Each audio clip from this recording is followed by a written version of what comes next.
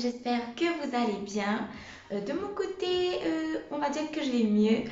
J'ai été malade pendant une semaine. On va revenir là-dessus juste après. Si vous êtes nouveau et que vous tombez sur cette vidéo au hasard, qu'on vous a recommandé ma chaîne ou quoi que ce soit, ben, je vous souhaite la bienvenue. Je suis Emma et ici on parle de tout ce qui est développement personnel, professionnel, entrepreneuriat et tout ce qui est positif et comment vivre une vie plus sereine avec des petits conseils, des témoignages de ma vie, de mon parcours et en espérant que ça vous aide au quotidien. Donc je m'excuse encore une fois déjà si vous entendez du bruit derrière moi, il y a encore une fois des travaux. Bon, vous savez comment ça se passe, ça va durer je pense encore peut-être 3 ou 4 mois, j'en ai aucune idée, mais il y a des travaux et mon bureau se trouve juste à côté de la maison qui est en construction, donc c'est un peu nul des fois, mais on va faire avec et je vais mettre un petit fond de musique pour que vous n'ayez pas trop le bruit des travaux à côté. Alors, comme vous l'avez vu dans le sujet de la vidéo, aujourd'hui on va parler de tout ce qui est productivité, de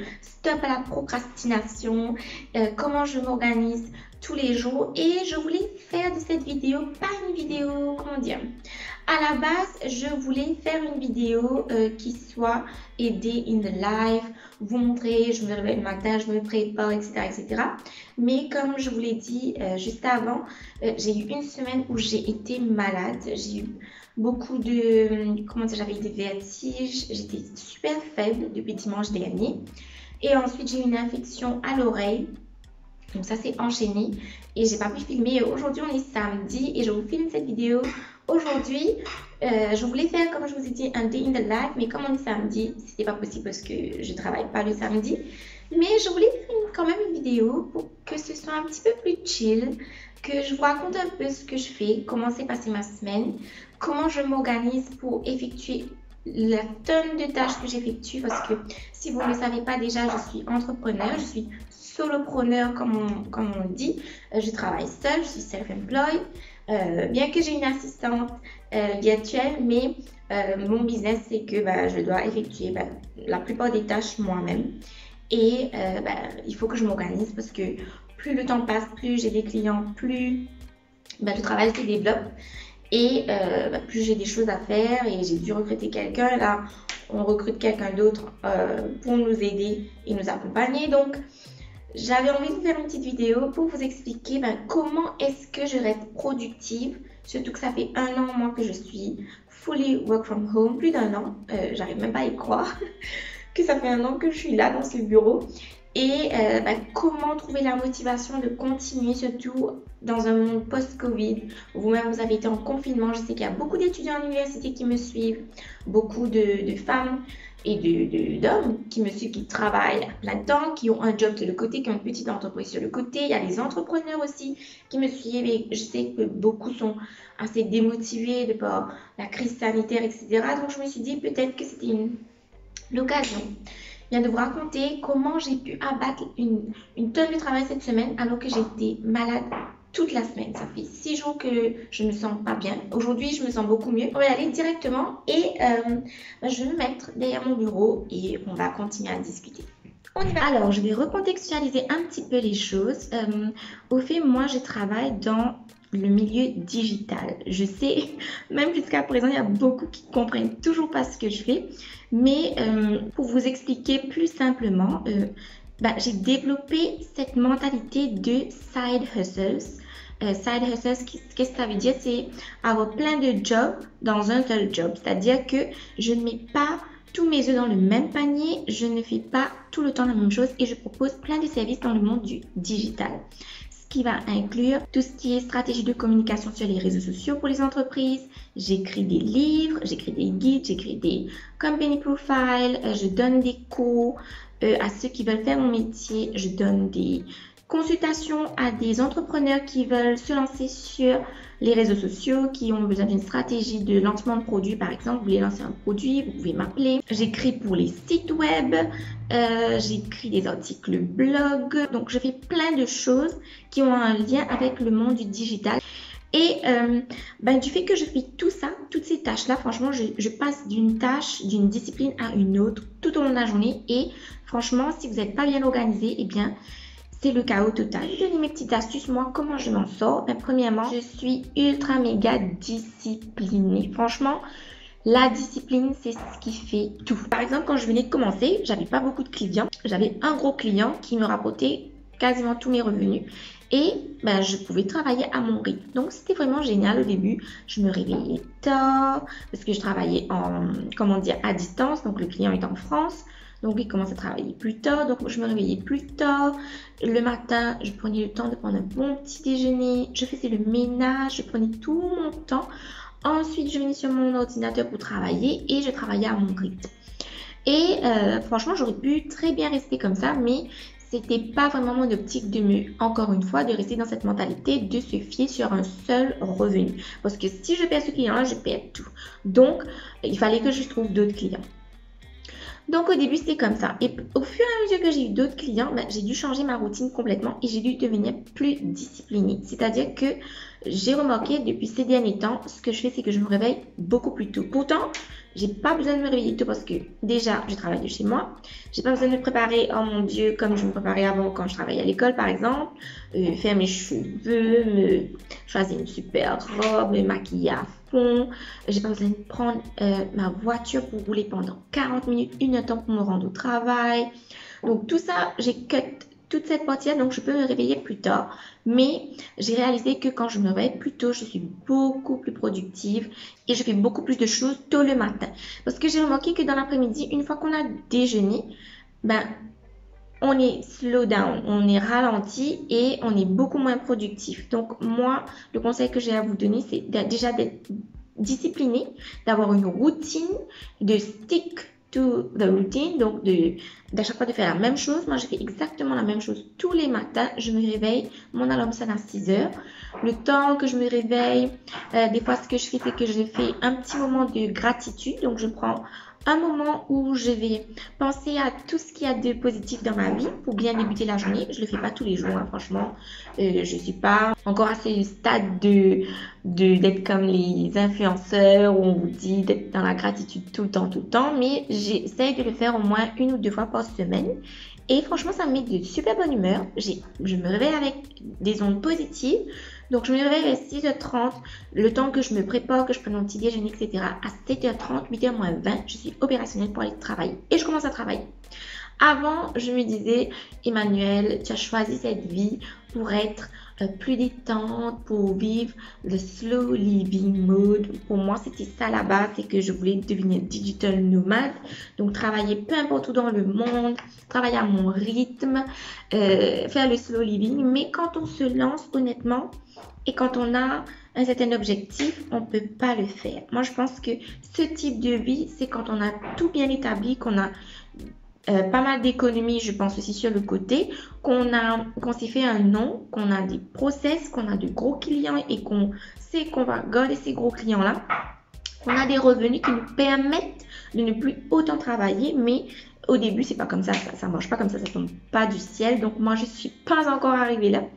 Et donc j'ai pris ce moment où de me dire, bon voilà, Emmanuel, c'est ce que tu veux, mais tu n'en es pas encore là. Donc il faut se donner les moyens d'y arriver. Et pour se donner les moyens d'y arriver, c'était de trouver plein d'autres clients, de gagner de l'argent, d'économiser et de pouvoir créer cette vie-là dans quelques années. Croisons les doigts.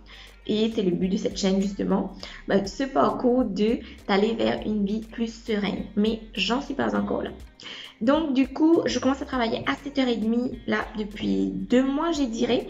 Et je vois le changement radical. Franchement, jusqu'à midi, j'ai fait ce qu'une personne peut faire, je crois, en 2 jours. Honnêtement, sans exagérer, je taffe à fond les ballons. Et comment je fais ça? Je me réveille tôt, je commence plus tôt. Déjà, commencer plus tôt, disons que mes clients, ils ouvrent leur bureau à 8h30, 9h.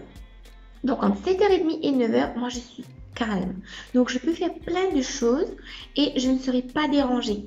Donc, je suis beaucoup plus productive. Je ne vais pas recevoir d'appels, je n'aurai pas de réunion, je ne vais pas recevoir de mails pour me dire de faire ça, ça, ça, ça. Et pendant ce temps-là, je mets tout en place. Je planifie ma journée, je mets ma liste de tâches. Et là, on va passer au 3e conseil que je vous donne.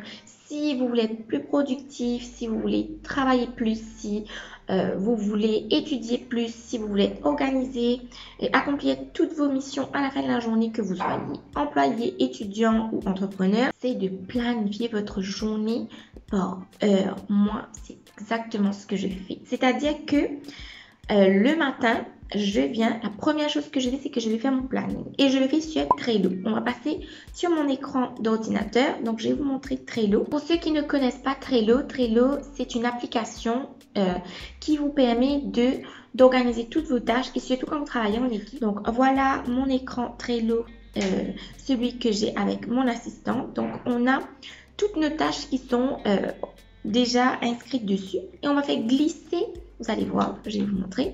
On va faire glisser les codes d'une liste à une autre. Donc, on a un panneau qui, voilà, mon panneau à moi pour mes tâches pour tout le temps, tous les jours.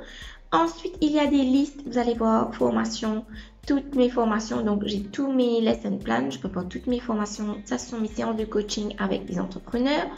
Ensuite, j'ai toutes mes tâches à moi. Vous allez voir la liste Emmanuel. Donc, j'ai des to-do list que je dois faire. Ensuite, il y a les monthly tasks pour mon assistant. Donc, toutes les tâches du mois qui sont récurrentes, factures, devis, reçus, rapports, des statistiques, etc. pour les clients. Il y a les to-do list. Ça va être une to-do list en général pour tout ce qu'il faut accomplir. Par exemple, dans une semaine, elle doit faire quelque chose pour moi. Je vais mettre ça dans la to-do list. Il y a tout ce qui est urgent, donc ce qu'il faut faire le jour même.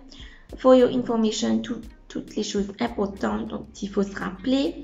Quand une tâche est en progrès et qu'on est en train de travailler dessus, on glisse dans In Progress. Ensuite, quand elle a fini une tâche, par exemple, là j'ai des rapports qu'il faut que j'analyse. Donc, elle va le mettre dans Review. Il y a tout ce qui est paiement, prochaine réunion, etc. Archive. Donc, ça, vraiment, Trello, c'est vraiment l'application pour moi qui m'aide le plus. Ce que je fais, je planifie mon mois d'abord. Donc, je mets toutes mes tâches pour tous les mois dans mon gros planeur. D'ailleurs, je vais vous le montrer. Et voilà mon planeur. Il y avait une fille qui m'avait demandé où est-ce que je l'avais acheté. Je ne l'ai pas acheté. C'est un cadeau que mon papa m'a donné. Je ne sais pas où il l'a acheté. Je crois qu'il a eu. Enfin, il n'a pas acheté. Déjà, je sais qu'il n'a pas acheté. Il a eu d'un de ses clients. Donc, franchement, je n'ai aucune idée d'où on vend ce type de planeur. Mais je pense qu'en papeterie, vous devez avoir ce type de planeur.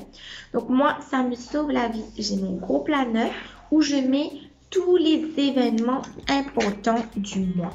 Par exemple, j'ai un événement à couvrir. Il faut que je me rende à cet événement pour couvrir, prendre des photos, faire des vidéos, etc., faire des interviews, tout ça. Donc, je vais mettre ça sur mon planning. Je planifie toutes mes vidéos YouTube, même si je ne respecte pas du tout ce planning. Mais je vois que je dois préparer du contenu. Je mets tout ce qui est des choses qui sont one-off. Par exemple, j'ai des campagnes emailing qui doivent sortir pour les clients 3 fois par mois. Donc, je vais mettre les dates pour m'en rappeler. Je vais mettre un highlight. J'ai des sessions de formation qu'on a lancées en début du mois, le 1er septembre. Et je vais mettre les dates sur mon calendrier pour ne pas oublier que tel jour à telle heure, j'ai mes sessions de formation de groupe. Ensuite, je regarde sur mon planning. Je vois que j'ai du contenu à préparer justement pour mes formations. Je dois préparer des guides, je dois préparer des lesson plans, je dois préparer mes PowerPoint slides. Tout ça, je vais les mettre telle date à telle date. J'ai des deadlines. Donc ça, mon planeur, c'est pour le mois. Ce planeur-là, je vais le diviser pour des tâches pour la semaine. Donc, j'aurai week 1, week 2, week 3, week 4. Qu'est-ce que je dois accomplir pendant ces semaines? Ces plannings de la semaine, je vais maintenant les casser par jour. Donc, franchement, si je fais pas ça, je m'en sors pas du tout. Mais en planifiant et en mettant mes tasks une à une, en planifiant mes journées ce matin de 8h à 9h, moi c'est ce que je fais, de 8h à 9h j'ai fait ça, de 9h à 9h30 j'ai fait ça, de 9h30 à 10h30 j'ai fait ça, etc. Avec toute cette organisation, tout ce planning, avec Trello, avec mon assistante, l'aide de mon assistante, Stélie, qui est vraiment géniale, avec le fait que je me réveille tôt le matin, que j'ai une routine, une discipline, franchement j'arrive à tout accomplir. Voilà un peu mes conseils dans les grandes lignes pour être plus organisée, pour être motivée. Et surtout moi, pour vous dire, pour rester motivé, vraiment, c'est définir quel est votre but. global. Moi, pourquoi je reste motivée? Comment je reste motivée? Depuis 1 an, je travaille de la maison. Franchement, quand vous êtes à la maison, vous avez la télé, votre téléphone portable, le Wi-Fi. Moi, j'ai mon jardin, il y a la piscine, j'ai tellement de distractions, j'ai la cuisine, je peux bouffer toute la journée, je peux travailler en pyjama, toutes ces choses-là. Ce sont des tentations, franchement. Et qu'est-ce qui me pousse à être motivée tout le temps et à rester disciplinée? Ben, c'est que j'ai un objectif que je garde en tête tout le temps. C'est que je veux faire grandir mon entreprise, que je suis seule à le faire, que je ne peux compter que sur moi-même. Et que si même moi, je ne suis pas à 100% dedans, ça ne va jamais le faire. Personne ne le fera pour moi et vous aussi, vous devez vous dire que ce que vous faites, le but que vous voulez atteindre, ben, personne ne le fera pour vous. Donc, si vous ne vous y mettez pas à 200%, si vous ne vous dites pas, ok, aujourd'hui, je prends la décision de m'engager dans ce projet et d'aller jusqu'au bout, vous n'allez pas y arriver. Que ce soit dans vos études, si vous faites des études universitaires, rappelez-vous à chaque fois pourquoi est-ce que vous êtes lancé dedans. Quel est votre end goal? Qu'est-ce que ça va vous apporter dans le futur? Pensez que c'est un investissement, que tout ce que vous donnez là maintenant, ça va vous rapporter tellement, tellement plus dans le futur. Et c'est ce qui doit garder, voilà, ce fil conducteur, cette motivation. Et puis, j'ai oublié de vous dire aussi, mon vrai conseil aussi, et ça, c'est vraiment un conseil que je vous donne, surtout si vous travaillez de la maison comme moi, que vous êtes forcé de travailler en work from home. Je sais que beaucoup sont passés dans ce mode-là et que c'est compliqué de trouver la motivation tous les jours de travailler dans ce mode-là. Moi, c'est de m'habiller tous les jours. Franchement, je me prépare tous les matins. Je me réveille tôt. Systématiquement, je vais me préparer. Je ne me fais pas un full glam. Franchement, je vais aller voir je ne sais qui. Non, mais je me mets dans des vêtements professionnels déjà. Surtout pour le haut, parce que comme vous savez, au bas, bon, je mets des shorts, je mets des jeans. Mais je m'habille comme si quelqu'un débarque là, je suis prête à l'accueillir. Donc, je me prépare, je me coiffe le matin, je me mets un petit maquillage léger quand j'ai des réunions et des formations. Pas tous les jours, j'essaie de ne pas me maquiller tous les jours parce que j'ai envie de laisser ma peau respirer. Mais je me prépare, je suis présentable, je sais que je vais avoir des réunions, disons 3 fois la semaine, je vais me préparer comme si j'allais en réunion face-to-face 3 fois la semaine. Déjà, en étant préparée, je suis prête à aller travailler. Je me mets dans cette condition-là. Je suis prête à aller travailler. Ensuite, je viens systématiquement dans mon bureau. Même j'étais malade pendant 1 semaine. Je me suis mise au lit une journée. J'étais productive quand même ça parce que j'avais ma liste de tâches à accomplir. Mais je me force à venir m'asseoir à mon bureau tout le temps parce que c'est mon espace de travail. Mon esprit est conditionné à venir travailler ici, donc je sais que je vais être productive. Ensuite, je vais couper toutes les distractions. Mon téléphone, si je dois faire une tâche, par exemple, je dois écrire, je dois me concentrer, je dois faire un planning pour le mois prochain, pour un client, je dois être concentrée. Qu'est-ce que je fais? Je mets mon téléphone ou sur Airplane Mode, parce que je ne veux pas qu'on m'appelle, qu'on me dérange pendant cette période, où je coupe Internet, j'enlève Internet, je ne veux pas recevoir des messages WhatsApp des clients, etc. Pendant 1 heure, je vais mettre de la musique Deep Focus, je vais prendre une playlist Focus, je vais prendre une playlist douce où les gens ne chantent pas, où il n'y a pas de paroles. Je vais mettre mes écouteurs et je vais me concentrer à fond. Franchement, ça m'aide énormément. Vous pouvez même pas imaginer à quel point je l'ai découvert l'année dernière dans le confinement alors que j'étais encore employée. J'étais extrêmement stressée. Mon niveau de stress était au maximum. J'avais énormément de travail.